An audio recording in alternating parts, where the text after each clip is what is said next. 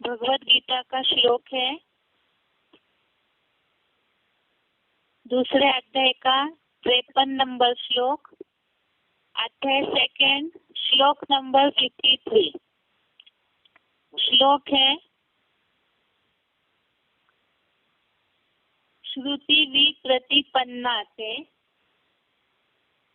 यदा सति निश्चला समाधावचला बुद्धि तदा योगम अवाप्स्यसि। श्लोक दोबारा, श्रुति विप्रतिपन्ना ते यदा स्थास्यति निश्चला समाधावचला बुद्धि तदा योगम अवाप्स्यसि। श्लोक का संधि विच्छेद है,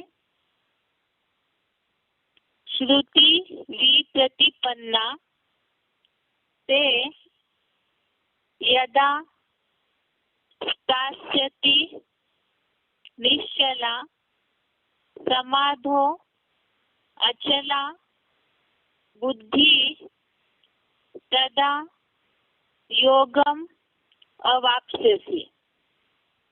श्लोक दोबारा, संधि विच्छेद दोबारा, श्रुति विप्रतिपन्ना ते यदा स्थास्यति निश्चला समाधो अचला बुद्धि तदा योगम अवाप्स्यसि।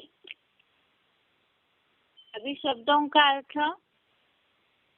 यदा अर्थात जब, ते अर्थात तेरी, श्रुति विप्रतिपन्ना, श्रुति विप्रतिपन्ना अर्थात श्रुतियों से भ्रमित बुद्धि अर्थात बुद्धि, समाधो अर्थात परमात्मा की स्मृति में,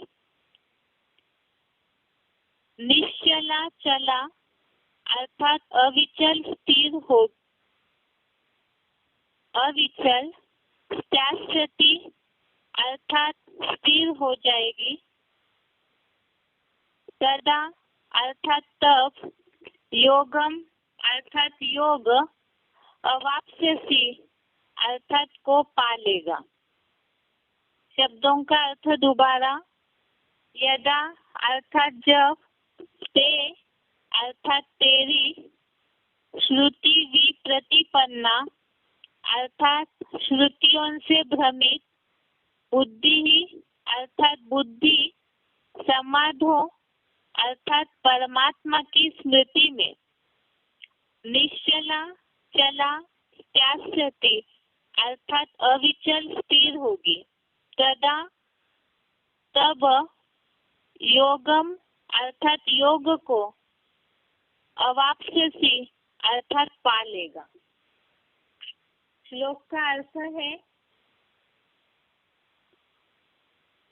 जब तेरी श्रुतियों से भ्रमित बुद्धि परमात्मा की स्मृति में अविचल स्थिर होगी, तब योग को पालेगा।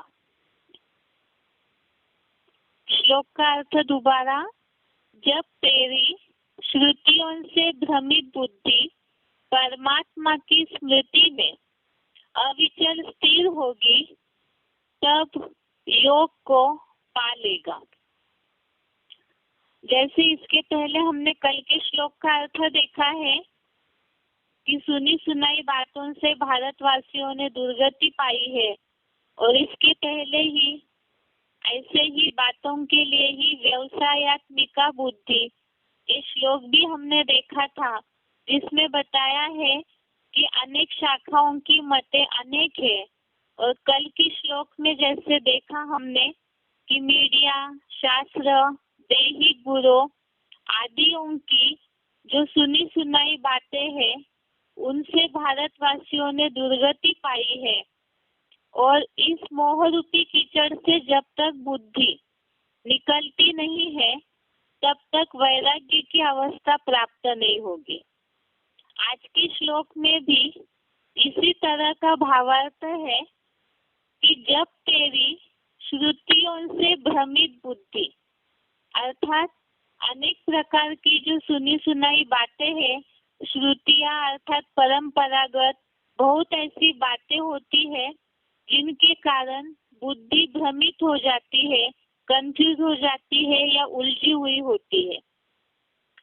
तो इन श्रुतियों से भ्रमित बुद्धि जो है वो वहां से निकल करके जब परमात्मा की स्मृति में अविचल स्थिर होगी तब योग को पा लेगा।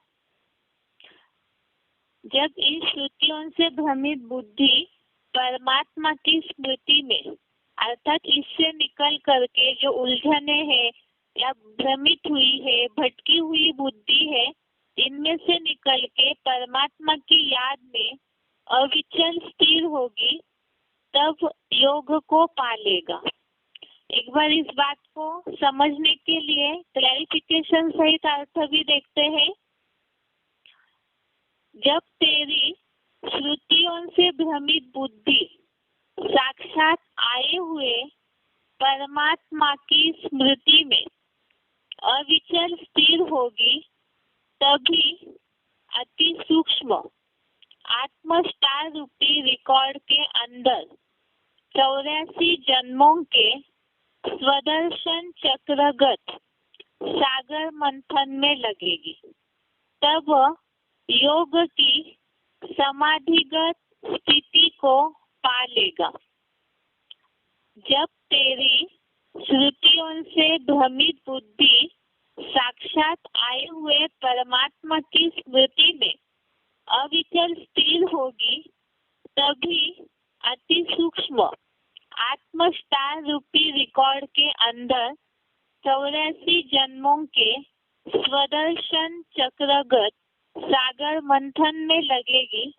तब योग की समाधिगत स्थिति को पा लेगा। यहाँ जो बात आई है श्रुतियों से भ्रमित बुद्धि, अर्थात अनेक ऐसी श्रुतियां सुनी सुनाई बातें हैं, उनसे बुद्धि कंफ्यूज होती है। तो इसी के लिए नीचे एक मुरली पॉइंट लिखा हुआ है। मुरली की तारीख है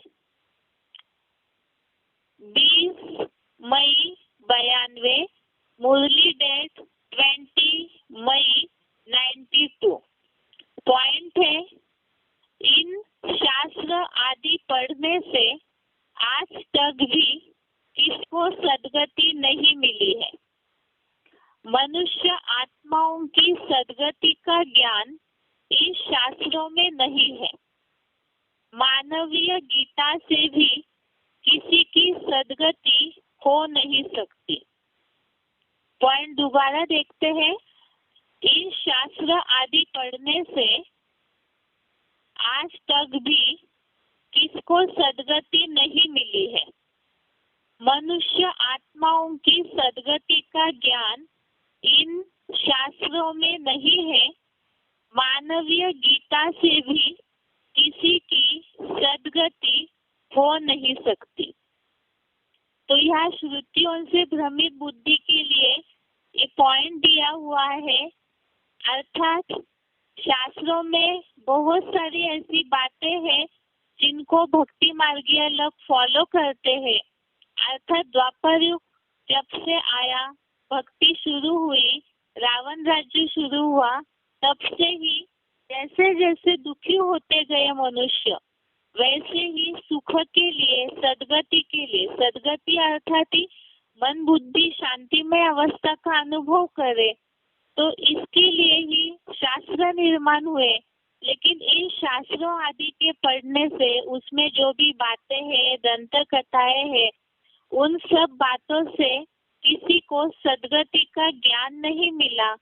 और यहाँ जो लिखा है वास्तव में गीता ज्ञानामृत बोला है, लेकिन मानवीय गीता अर्थात जो ओरिजिनल गीता है उसमें जो टीकाएं हुई है, इसके लिए ही उन गीताओं के आगे जिन्होंने टीका की उनका भी नाम लिखने लगे।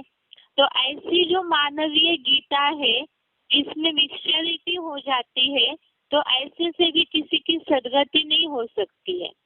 अभी श्रुतियों से भ्रमित बुद्धि, इसे कैसे हम समझेंगे कि बुद्धि भ्रमित हो जाती है, कंफ्यूज हो जाती है।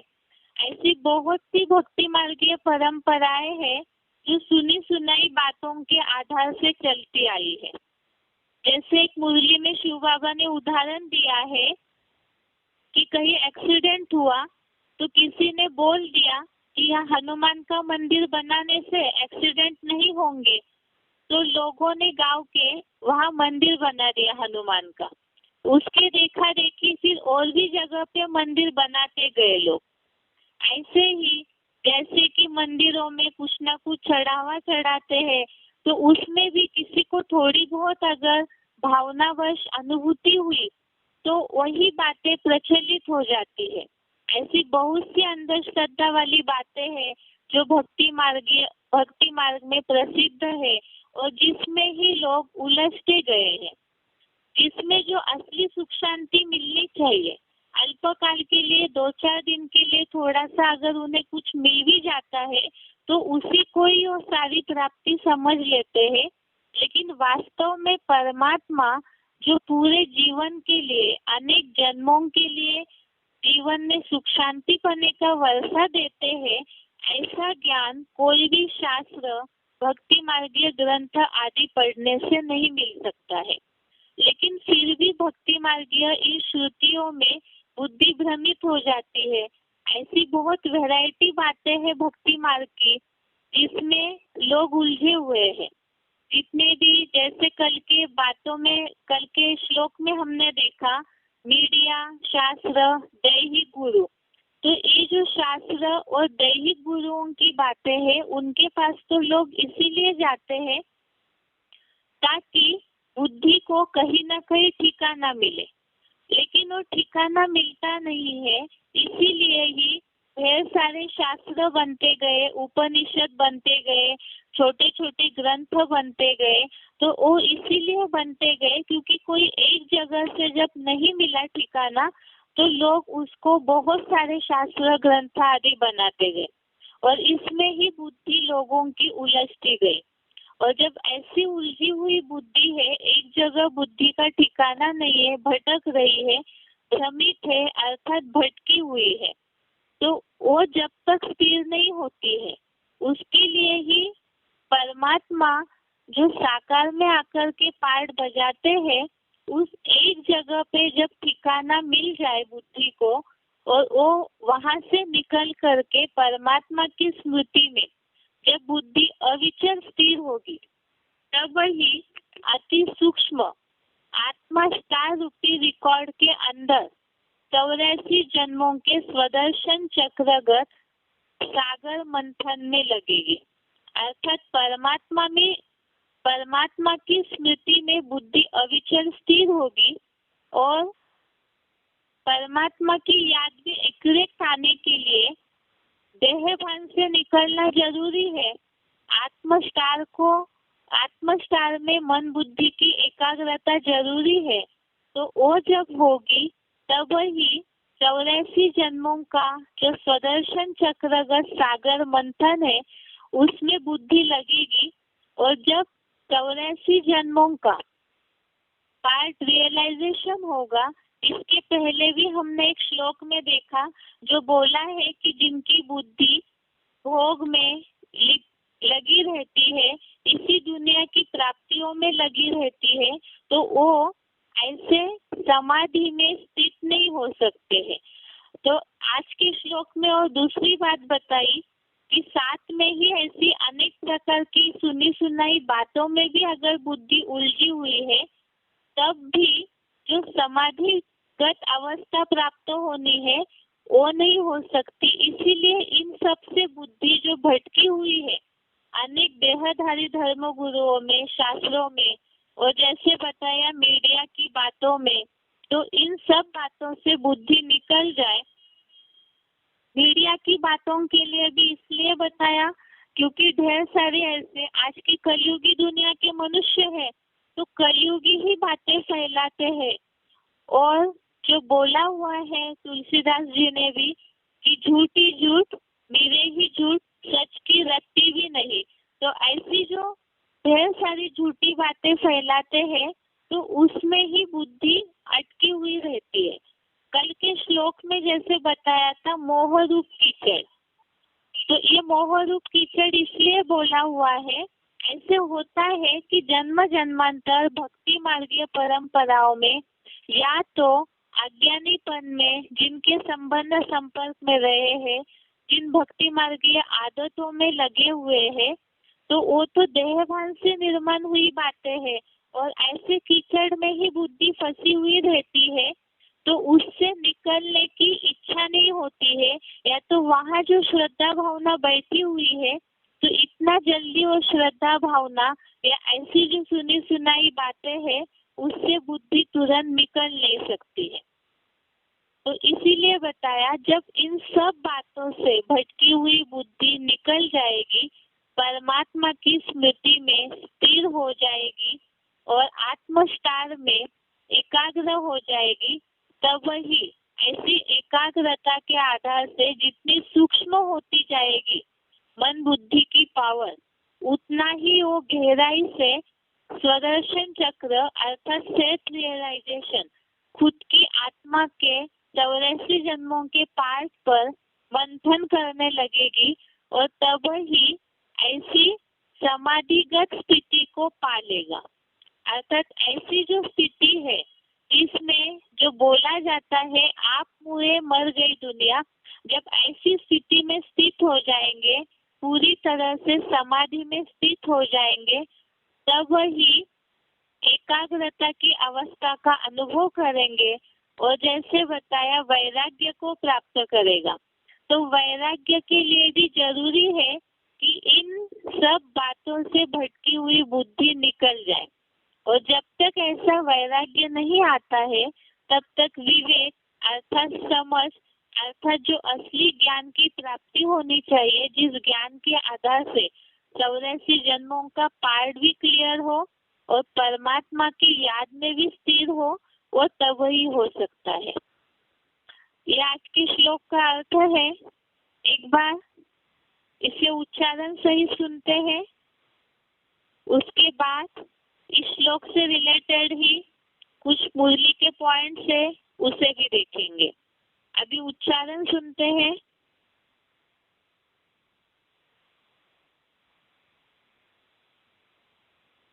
श्रुति प्रतिपन्ना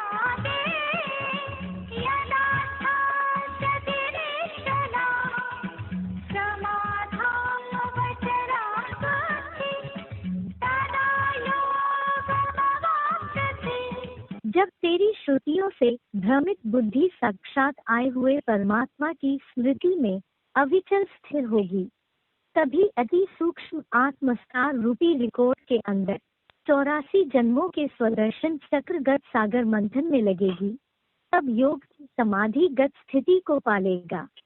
इन शास्त्र आदि पढ़ने से आज तक भी किसको सद्गति नहीं मिली है। मनुष्य आत्माओं की सद्गति का ज्ञान इन शास्त्रों में नहीं है।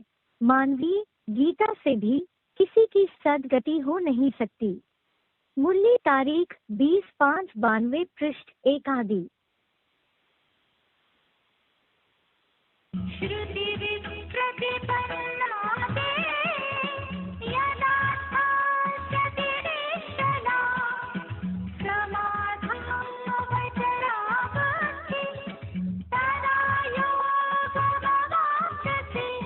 जब तेरी श्रुतियों से भ्रमित बुद्धि साक्षात आए हुए परमात्मा की स्मृति में अविचल स्थिर होगी, तभी अति सूक्ष्म आत्मस्कार रूपी रिकॉर्ड के अंदर 84 जन्मों के स्वदर्शन चक्रगत सागर मंथन में लगेगी, तब योग की समाधिगत स्थिति को पालेगा।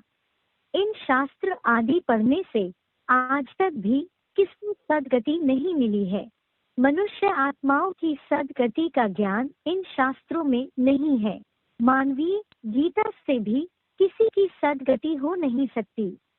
मुरली तारीख 20/5/92 पृष्ठ 1 आदि।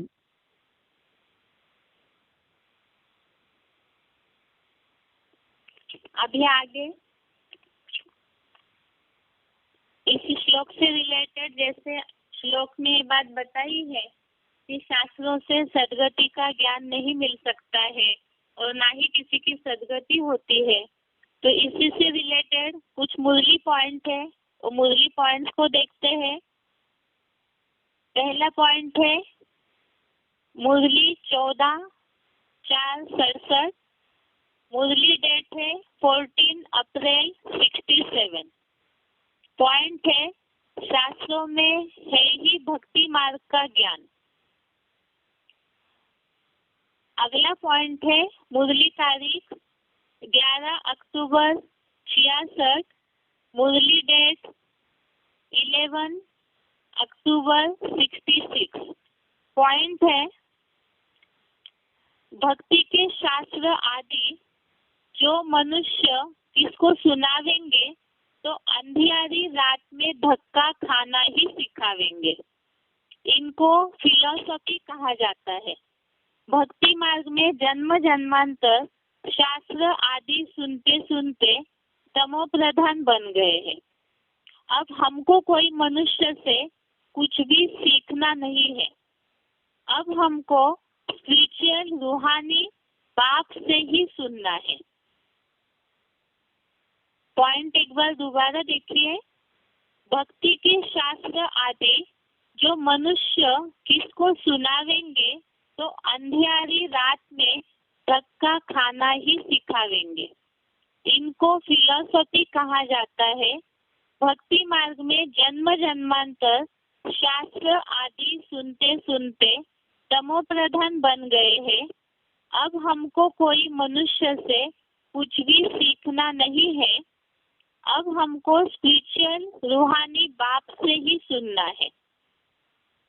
अगला पॉइंट है मुरली तारीख 11/10/66, मुरली डेट 11 अक्टूबर 66। पॉइंट है हम कोई भी मनुष्य से शास्त्रों का ज्ञान आदि सुन नहीं सकते। कोई कहे हमारी बात सुनो व किस बात में प्रश्न करे, बोलो हम यह कुछ भी वाद विवाद नहीं कर सकते। हम कोई मनुष्य से पढ़े हुए नहीं है और सब मनुष्यों द्वारा पढ़े हुए हैं। वेद शास्त्र आदि सब मनुष्यों से ही पढ़ते हैं। बनाए भी मनुष्यों ने है, व्यास भी मनुष्य ठहरा ना। पॉइंट दोबारा, हम कोई भी मनुष्य से शास्त्रों का ज्ञान आदि सुन नहीं सकते। कोई कहे हमारी बात सुनो व किस बात में प्रश्न करे, बोलो हम यह कुछ भी वाद विवाद नहीं कर सकते। हम कोई मनुष्य से पढ़े हुए नहीं है और सब मनुष्यों द्वारा पढ़े हुए हैं। वेद शास्त्र आदि सब मनुष्यों से ही पढ़ते हैं। बनाए भी मनुष्यों ने है, व्यास भी मनुष्य ठहरा। अगला पॉइंट है 7 जनवरी 90, मुरली डेट 7 जनवरी 90। पॉइंट है वेद शास्त्र आदि में कोई एम ऑब्जेक्ट नहीं है। वेद शास्त्र आदि में कोई एम ऑब्जेक्ट नहीं है।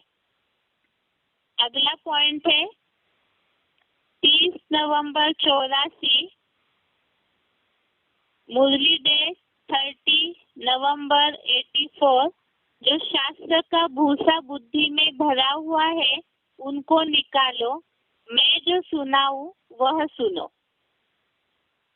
अगला पॉइंट है मुरली तारीख 2/7/92, मुरली डेट 2 जुलाई 92। पॉइंट है शास्त्र पढ़ते आए सब व्यर्थ ही था, गिरते ही आए। अगला पॉइंट है सभी वेद, मुरली डेट 8 सितंबर 98, मुरली डेट 8 सितंबर 98। पॉइंट है सभी वेद शास्त्रों ग्रंथों में सृष्टि के आदि मध्य अंत की शास्त्रों में यह ज्ञान नहीं है। अर्थात सृष्टि के आदि मध्य अंत का ज्ञान शास्त्रों में नहीं है। अगला पॉइंट है 7 अक्टूबर 99, मुरली डेट 7 अक्टूबर 99। पॉइंट है, कभी कहते हैं शास्त्र पढ़ने से भगवान मिलेगा, कभी कहते यहाँ आएंगे। शास्त्रों से ही अगर काम हो जाता तो फिर बाप को क्यों आना पड़े। शास्त्र पढ़ने से ही भगवान मिल जाए तो बाकी भगवान आकर क्या करेंगे। आधा कल्प तुम शास्त्र पढ़ते पढ़ते तमोप्रधान बनते आए हो। पॉइंट दोबारा ऐसे होता है, ये मुरली पॉइंट इसलिए बता रहे हैं क्योंकि एक तरफ से जैसे बताया कि अनेक श्रुतियों से बुद्धि भ्रमित हुई है तो शास्त्रों से सद्गति का ज्ञान नहीं मिलता है, और जो शास्त्रों में नमक मिसल सच्चाई है उसे तो शिव बाबा मुरलियों में क्लियर करते ही है। इसीलिए हो सकता है कई बार जैसे किसी को भी हम ज्ञान सुनाते हैं तो जिज्ञासु इस बात को जरूर उठाते हैं कि आप लोग तो भक्ति की कोई बातों को महत्व ही नहीं देते, या तो शास्त्रों को आप लोग बिल्कुल ही गलत साबित करते हैं। लेकिन यहाँ बात है कि शास्त्र तो ढेर वैरायटी मनुष्यों ने बनाए हैं, तो उसमें से हम शास्त्रों को नहीं मानते ऐसे तो नहीं है, क्योंकि भक्ति मार्ग के जितने भी त्योहार कथा कहानियां आदि है यादगार वो सारे यहाँ संगम युग के हैं, तो उसे हम शास्त्र और शिव बाबा की जो मुरलियां है उससे टैली करते हैं। लेकिन जो शास्त्रों में मिक्सचरिटी हुई है जिससे बुद्धि भ्रमित होकर के लोग भटकते हैं, तो उन बातों को केवल हम छोड़ते हैं। ये बात जिज्ञासुओं को या जिन्हें भी हम ज्ञान सुनाते हैं उन्हें जरूर ये बात क्लियर करनी है।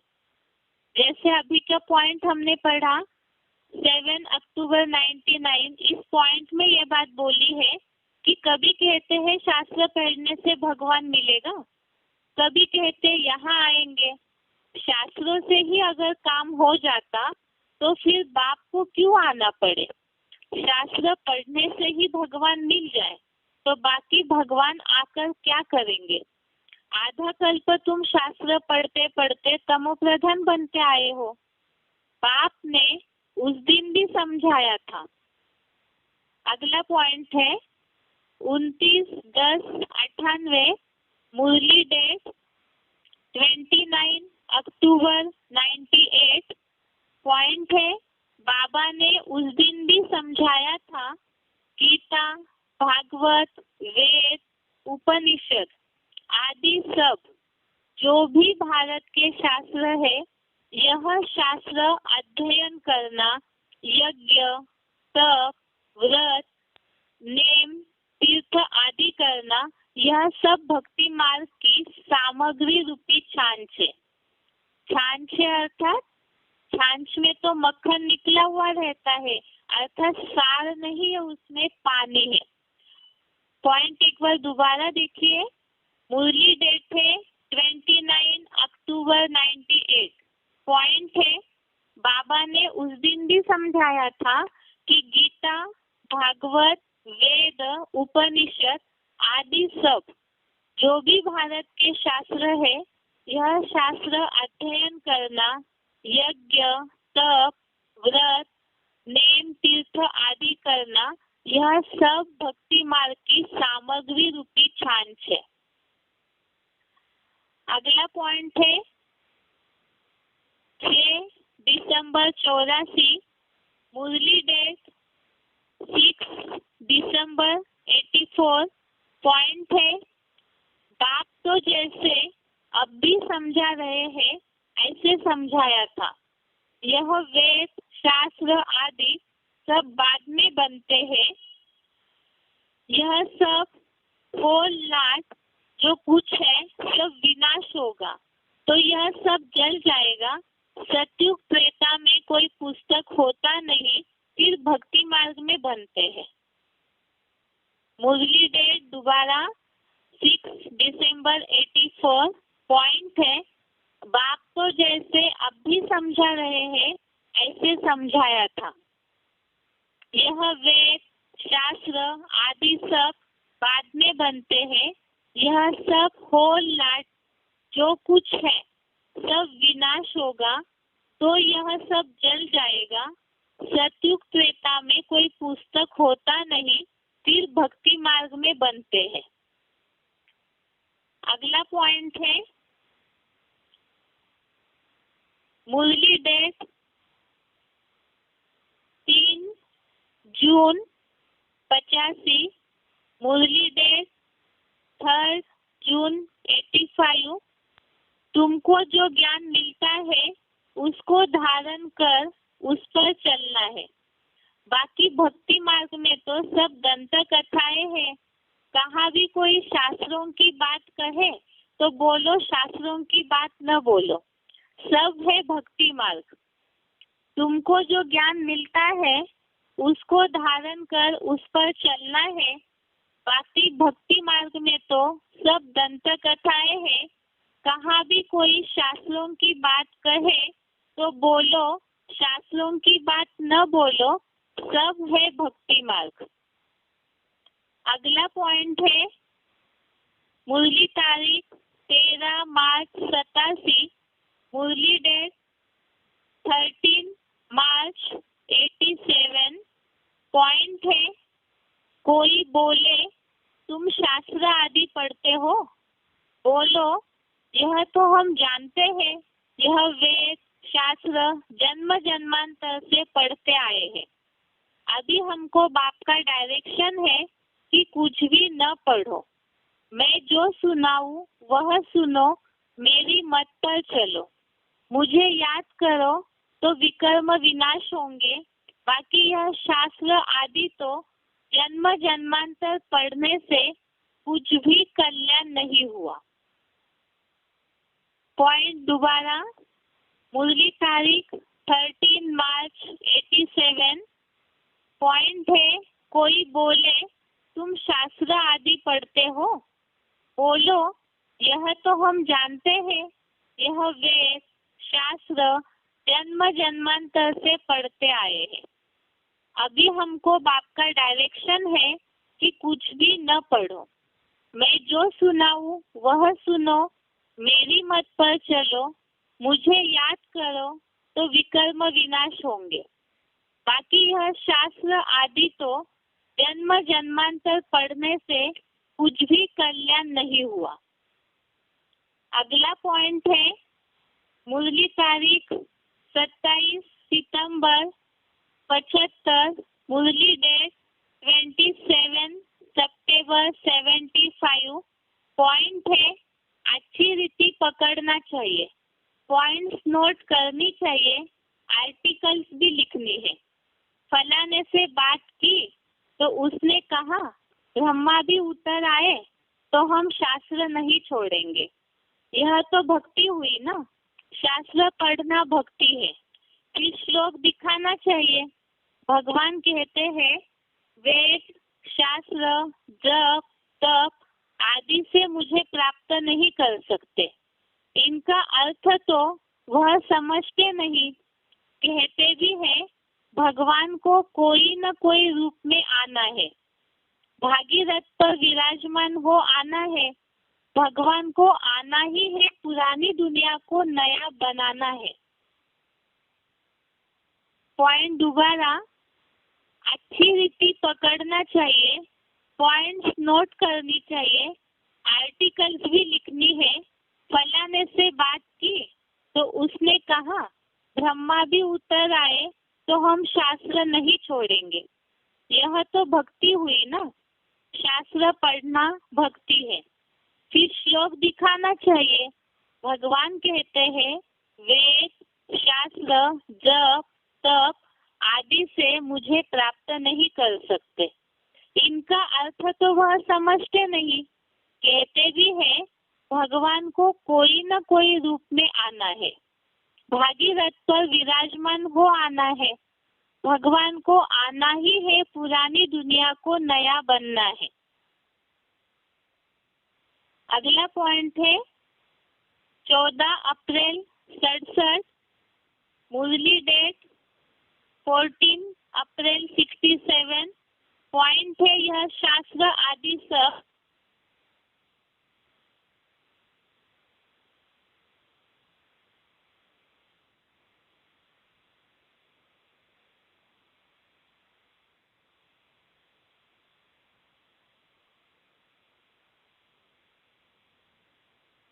सरस्वती का ज्ञान नहीं है।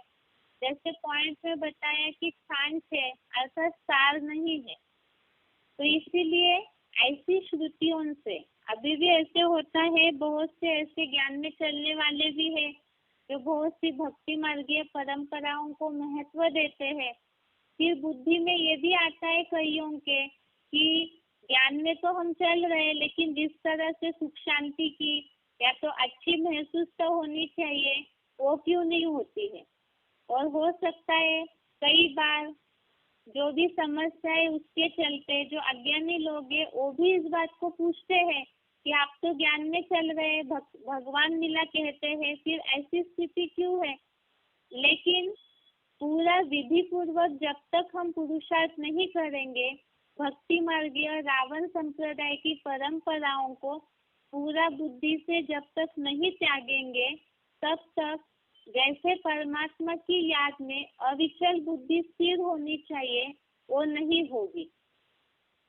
और जब तक ये भक्ति मार्ग पूरा छोड़ते नहीं है बुद्धि से, कर्मों से, तब तक समाधिगत अवस्था जो प्राप्त होनी चाहिए वो भी नहीं होगी।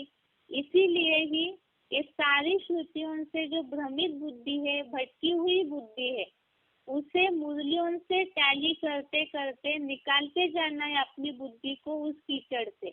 मोह रूप कीचड़ इसलिए बोला है, वास्तव में मोह तो जो अपने सगे संबंधी है उनसे होता है।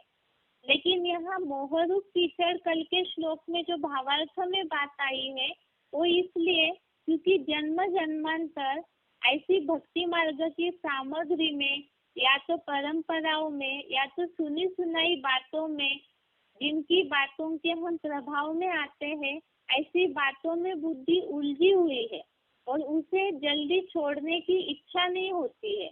जैसे मोह तुरंत नष्ट नहीं होता है, तो इसी तरह से यहाँ भी इस सारी बातों से जो भ्रमित बुद्धि है, जो कीचड़ में फंसी हुई है, दलदल में फंसी हुई है, तो इससे निकलने की तुरंत इच्छा नहीं होती है। ऐसे भी होता है कि ज्ञान में चलते चलते कईयों को मुरलियों में तो बहुत सी बातें आती है धारणाओं की, लेकिन नंबरवार सभी पुरुषार्थियों की ऐसी स्थिति है कि वो जो दुनियावी आकर्षण है वो ज्यादा खींचता है। ये तो मुरली में भी शिव बाबा ने बोला है, ये राम और रावण की रस्साकसी चल रही है। बुद्धि की रस्सी है, तो बुद्धि का योग बार बार रावण संप्रदाय अपनी तरफ खींचते हैं। तो ये मीडिया, शास्त्र, दैहिक गुरुओं की बातें, ये सब रावण के सिर है। और शास्त्रों की जो ये वैरायटी बातें हैं जिनमें बुद्धि भ्रमित हुई है, बुद्धि बार बार वहाँ भटकते रहती है, तो ये सारा ही मोह रूप कीचड़ है। और इससे जितना जितना बुद्धि निकलती जाएगी, वैराग आता जाएगा इन सब बातों से, उतना ही शिव बाबा की याद एक्यूरेट आती जाएगी। और जितना शिव बाबा की याद एक्यूरेट आती जाएगी, उतना ही बताया बुद्धि सूक्ष्म होगी। तो आत्मा के ऊपर जो जंग चढ़ा हुआ है, बहुत सारे विकर्मों का, गलत बातों का, जो बुद्धि की सफाई होना जरूरी है।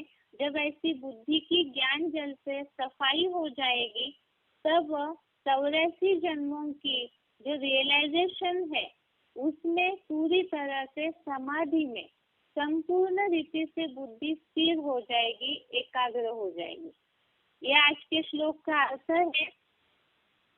एक बार इसके अलावा एक नया सिलेक्टेड पॉइंट है। हमने गीता जब शुरू की तो उस समय भी इस बात को समझा था कि गीता के आधार से कैसे समझाना है, कैसे सेवा करनी है। नया सिलेक्टेड पॉइंट है। सिलेक्टेड पॉइंट का नंबर है 1443। सिलेक्टेड पॉइंट का नंबर है 1443। इस पॉइंट में ये बात बताइए, गीता के आधार पर समझाना भी है और इसे समझाना सीखना भी है, क्योंकि गीता का भगवान गीता के आधार से ही प्रत्यक्ष होगा, तो हमें इसीलिए इसकी प्रैक्टिस करनी है। एक बार इस पॉइंट को सुनते हैं।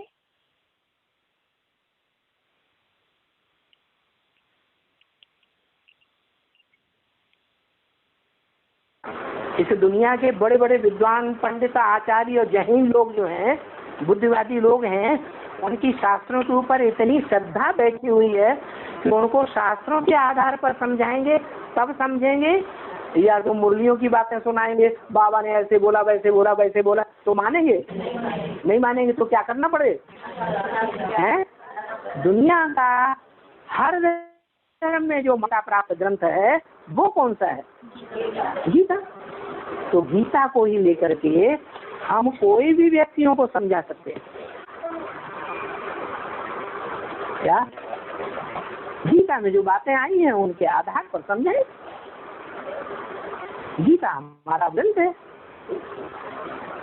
सभी धर्म ग्रंथों का माई बाप है, सर्वोपरि है। दुनिया में एक ही ग्रंथ है, एक ही शास्त्र है जिसके ऊपर लिखा रहता है श्रीमद् भगवत गीता। क्या? कैसी गीता? श्रेष्ठ से श्रेष्ठ की मत है, बुद्धि है, अकल है उसमें, और जो श्रेष्ठ से श्रेष्ठ है वो है भगवान। तो भगवत गीता उस भगवान की गीता है। उस गीता को हम रेफर जरूर करना सीख लें, क्योंकि आगे आने वाली जो दुनिया है उसमें सब धंधों में चौपटा हो जाएगा। क्या बोला है?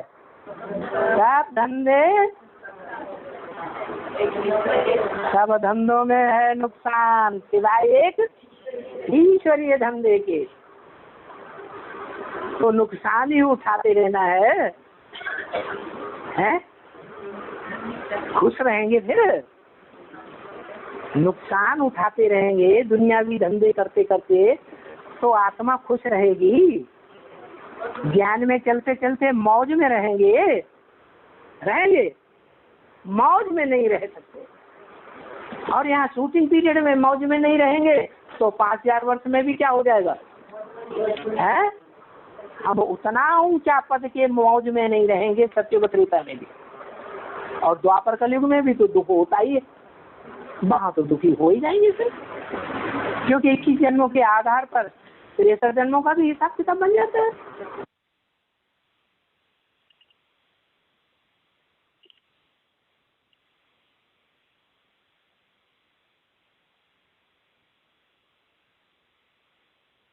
अभी आगे बेसिक कोर्स।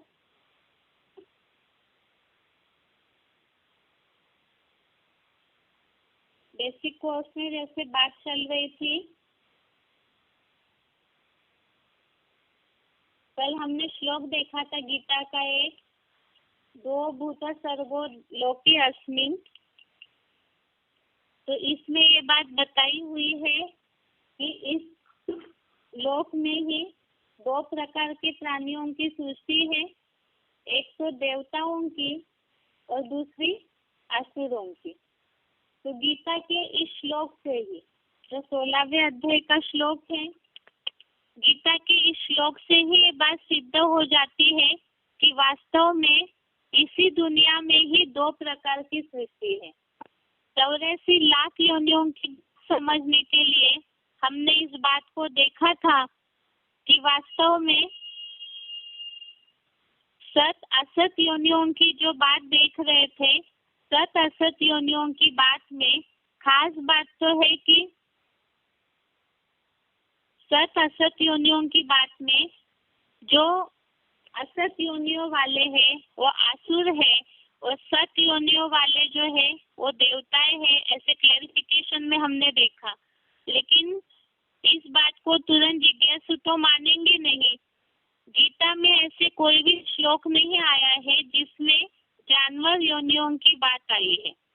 जहाँ क्रूर मनुष्य के रूप में उल्लेख आया है तो वो भी पाप योनि की सजा के रूप में ही आया है।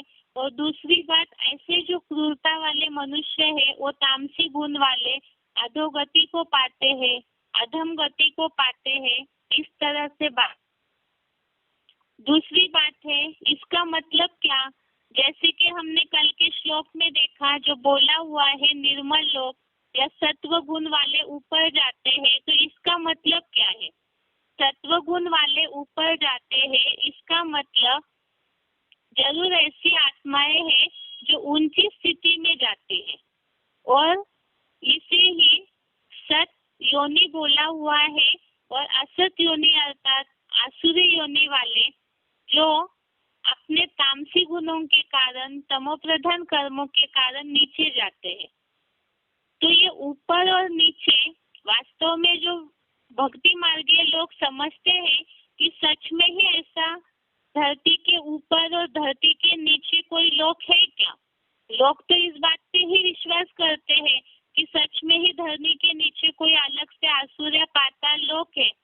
लेकिन जो बोलचाल की भाषा है उसमें तो सब इस बात को मानते हैं कि वास्तव में कर्मों के आधार से ही मनुष्य कोई ऐसे क्रूर हिंसक काम करते हैं जो कई बार शब्द प्रयोग होता है, नराधम जैसे काम करते हैं, असुर जैसे है, हिंसक है, राक्षस जैसे काम करते हैं।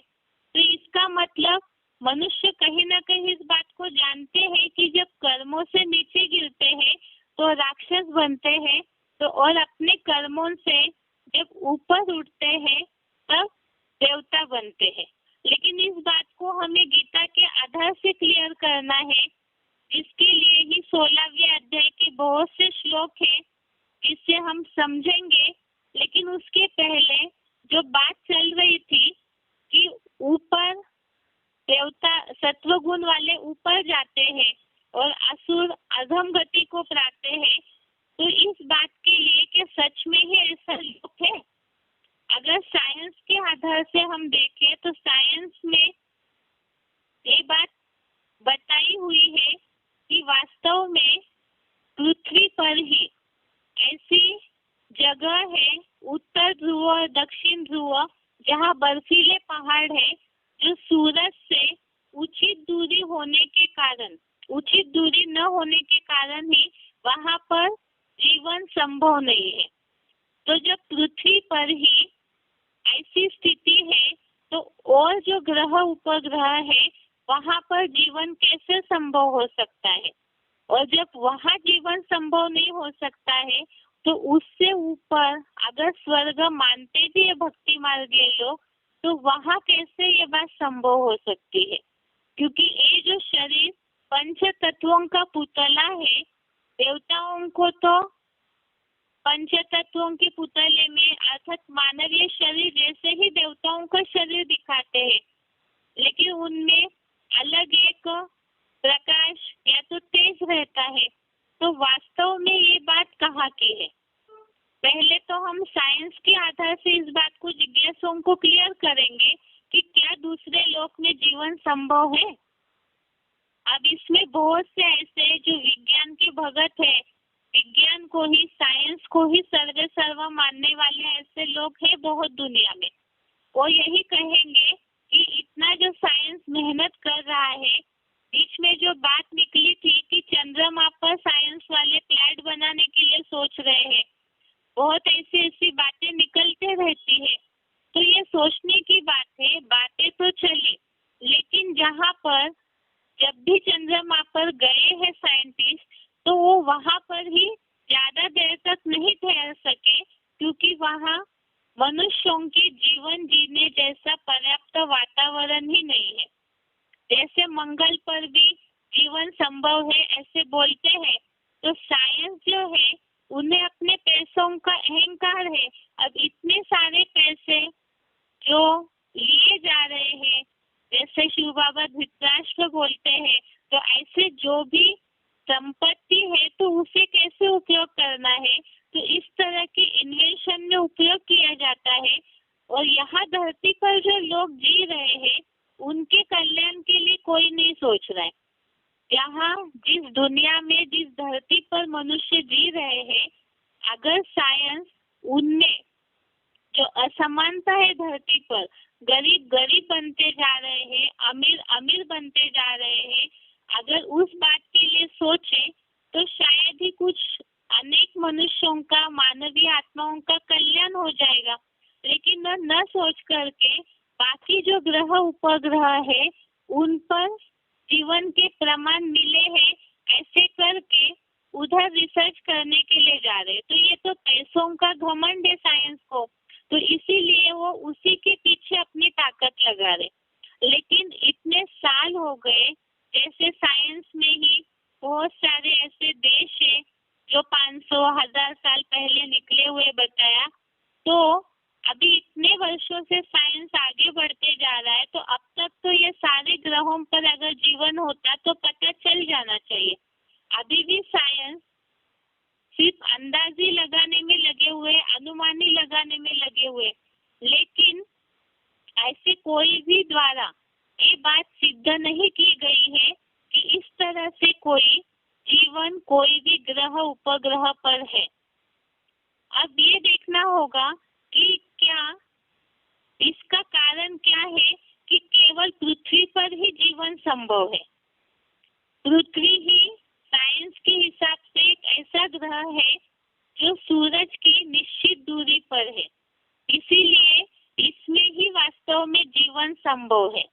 लेकिन और कोई भी ग्रह उपग्रह पर ये संभव नहीं है। जो सूरज से ज्यादा नजदीक है ग्रह, वहां पर भी नहीं, और जो दूर है वहां पर भी नहीं।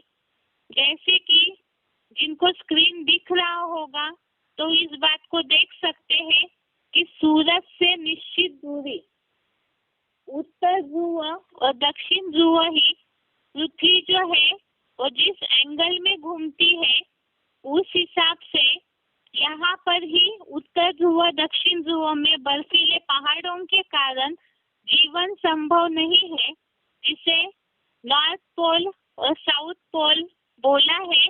तो ये दो क्षेत्र ऐसे हैं जहाँ पर कोई भी जीव जंतु नहीं पाए जा सकते हैं, क्योंकि इन दोनों क्षेत्रों में सूरज की किरणें तिरछी पड़ती है। जब पृथ्वी पर ही इतना अंतर है, तो फिर जबकि और ग्रह जो है पृथ्वी पर ही ऐसे अंतर पड़ रहा है, तो और ग्रह उपग्रहों के लिए तो ये बात संभव ही नहीं है, क्योंकि या तो बहुत नजदीक है या तो फिर वो बहुत दूर है, और इसी के कारण ही वहाँ जीवन संभव नहीं हो सकता है।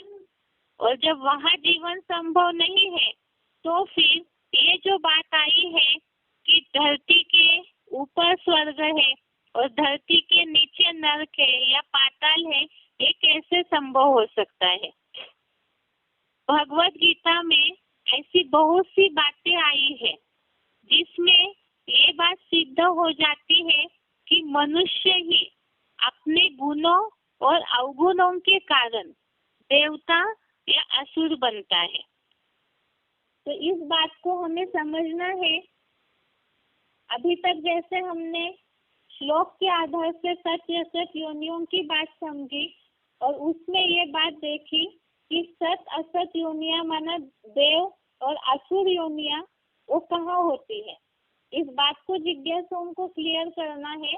वास्तव में यहाँ धरती पर ही अपने गुणों के और अपनी आत्मिक अवस्था के आधार से ही देवता या देहभान के आधार से असुर बनते हैं, और साइंस के आधार से आज हमने इस बात को देखा कि वास्तव में जहाँ धरती पर ही ये स्थिति है, तो और जो ग्रह उपग्रह है वहाँ जीवन संभव नहीं हो सकता, क्योंकि शरीर 5 तत्वों से बना हुआ है, तो उसे पोषण के लिए 5 तत्वों की आवश्यकता होती है। और ये 5 तत्व जब सूरज चांद जो ग्रह उपग्रह है वहाँ ही पर्याप्त नहीं मिल सकते, जबकि पृथ्वी का उपग्रह चंद्रमा है वहाँ पर भी जीवन संभव नहीं हो पाया, तो और ग्रह उपग्रह पे कैसे हो सकता है। और फिर सूरज चांद सितारों से भी पार, गुरुत्वाकर्षण शक्ति से पार, या तो जो ओजोन लेयर है, सूरज की जो भी मर्यादा है, उससे भी पार, ऊपर एक 5 तत्वों से भी पार, वहाँ ये 5 तत्वों का शरीर पोषित कैसे हो सकता है। तो इसीलिए वास्तव में ही यहाँ पर ही धरती पर ही स्वर्ग है। जैसे कि गायन भी है, लोग कहते हैं कि भारत सोने की चिड़िया था, तो कब था? द्वापर युग से ही अनेक धर्मों का राज्य शुरू हुआ। ये तो लोग भी जिज्ञासु मानेंगे इस बात को कि अनेक धर्म जब से आना शुरू हुआ, तब से ही अशांति बढ़ती गई। तो ये सोने की चिड़िया भारत था, ये कब की बात है? तो जरूर वही समय है जहाँ पर देवताओं का वास था।